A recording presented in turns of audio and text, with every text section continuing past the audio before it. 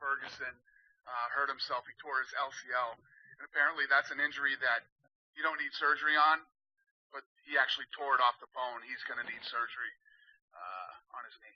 Okay, so Tony Ferguson, who was your interim UFC lightweight champion, he was scheduled to face Khabib Nurmagomedov for the real title, UFC 223 in Brooklyn, just a week away. Now Tony is out, so what happens to UFC 223? Well, the beautiful thing is we were able to pull together the champ at 145 pounds, Max Holloway, wants to step up, take this opportunity to fight Khabib for the 155-pound championship. You've got Max Holloway moving up on 6 days' notice to face Khabib, who is not a title holder of any kind, but this is for the official undisputed 155-pound champion. Exactly. Okay, so what does that mean with Conor McGregor? All right, you guys, there you have it. Ferguson out. Sure as shit, Khabib and Ferguson didn't pan out again. I don't know about you guys, but I'm fucking tired of getting my hopes up for that fight and then watching it just come crashing to the ground and shatter all over the place, you know? I mean, it has all the makings for such an awesome fight, but it's not meant to happen. You know, they tried fighting in 2015, 16, 17, and now in 18, and, you know, something happened each time. Come on, man.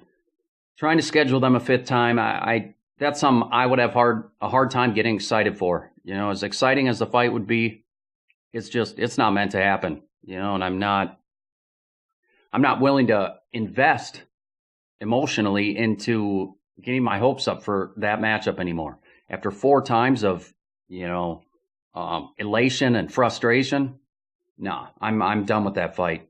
You know, I'm flushing that one down the shitter, and if they happen to schedule it and it pans out, I'd watch it.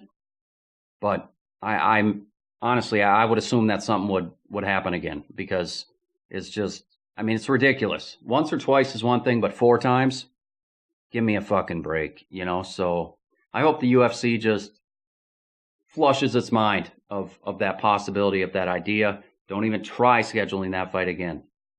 You know, it's just, no. I'm done with thinking about that matchup. But, you know, I just want to touch real quick on this Tony thing and how apparently he got injured. So he was doing some media, and he was walking down the hallway, and somebody said his name or something, and he stopped, you know, and turned, made it like a sudden move, and boom, his knee just blew up. You know, I guess his LCL or something ripped right off the bone.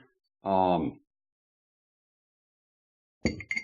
lot of you guys are probably sitting there going, how the hell does that even happen? Like, if you're just walking and make a sudden move and everything tears, it's like, I know it probably sounds fishy to some people. Some people probably think Tony's just being a bitch, you know, and looking for a way out of the fight. But as somebody who's done sports and somebody who's been into fitness my whole life, I can tell you that, especially when you're overtrained, the body doesn't do you any favors. And little things like that happen all the time.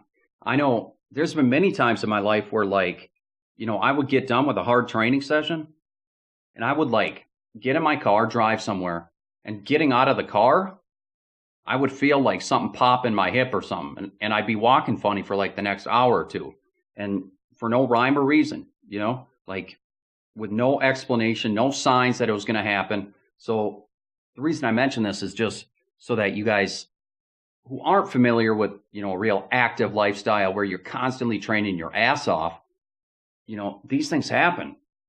You know, the body's not a machine. You know, it's amazing how durable the body is, but nobody's invincible. Nobody's unbreakable. You know what I mean? And Tony Ferguson is known as just being crazy with his training. Just almost on the verge of being a psychopath when it comes to training, right? You know, 1, 2 a.m. mountain runs, and then he's lifting boulders at the top of the mountain, and he's doing laps while other people are struggling to get up once. You know, and whatever else, you know.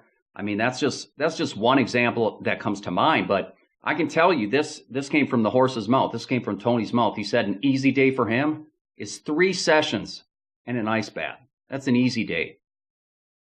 I don't know about you guys, but I'm 33 years old, and 1 session a day is basically all I can handle now.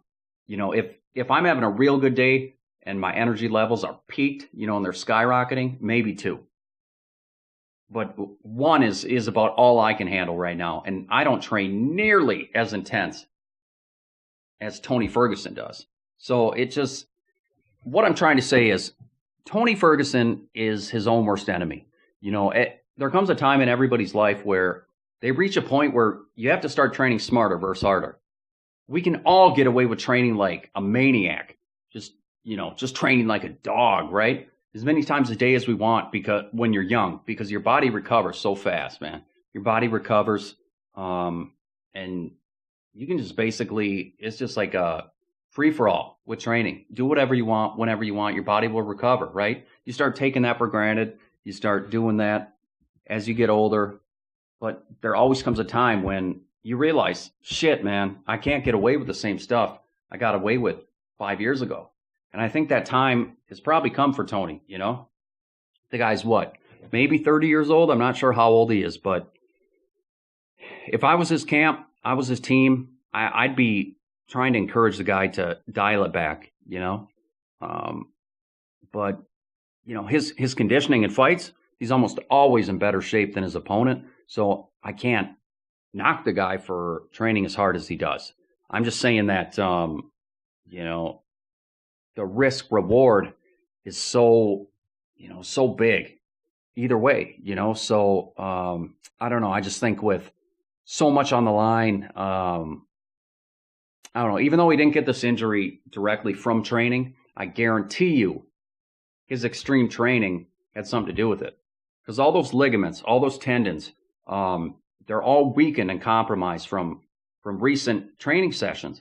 So a little thing like that, say, me or you could do without any problem at all, that's not something that somebody training as hard as Tony Ferguson does would be able to do without something happening, as we could see, It just, and honestly, if his LCL ripped off the bone from him doing something like that, that tells me, it's a no-brainer.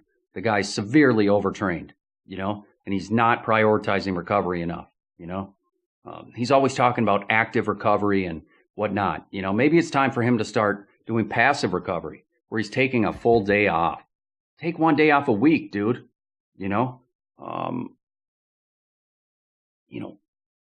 Putting your body through the grinder day in and day out isn't always the answer. It's not, But anyways, I feel for the guy. Tony trains so fucking hard, man. He deserves to be where he's at. He just won the interim lightweight title over Kevin Lee back in October, and it breaks my heart, man, to see this happen to the guy a week before the biggest fight of his career. So my thoughts and prayers go out to Tony Ferguson. I hope you have a speedy recovery, man. And I look forward to seeing you get back in there and kick some ass. But yeah, we have an exciting fight, and Max Holloway and Khabib. That's exciting as hell too. For much the same reason. I feel like Max Holloway and Tony Ferguson aren't all that different, at least in terms of being unorthodox and being, a bit flashy, a bit loose, maybe technically. But they're both so fucking dangerous that, god damn, man, they both have the ability to beat Khabib. They do. I feel like, Tony obviously brings, a real threat on the ground, versus Max Holloway is more, I feel like, a threat on the feet. Even though Tony's hands and kicks are brutal, and his elbows, he's very good. I feel like Max Holloway, just the way he picked apart Jose Aldo was so damn impressive. Honestly, guys, with such a drastic, substantial change on the fight card, I'm not going to make a prediction for Holloway Khabib. I can see that fight going either way. All I'm going to say is, it really is. It's a matter of circumstances. It's going to come down to, standing versus ground, sprawl and brawl. I mean, Khabib, if he wants to win, he has to take it to the ground.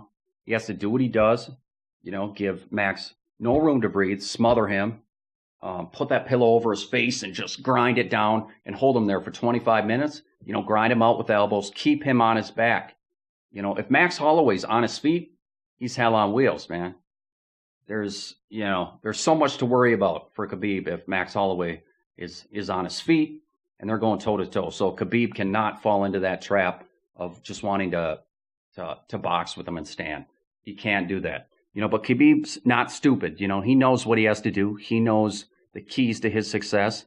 Max Holloway obviously knows the keys to his too. He knows that if he spends, more than 10 minutes total on his back in this fight, he's probably going to lose, So he has to basically be on his bicycle the whole fight. Move like a motherfucker, man. Move, and pick them apart as you do it. You got to keep your space, keep distance. Do not let Khabib get his hands on you. Because the second Khabib gets his hands on you, gets his arms wrapped around you, it's over. Good night. That's all she wrote. So, man, you guys, I'm looking forward to it. Here's to hoping there's no more big fight fallouts between now and then. Let me know what you guys think.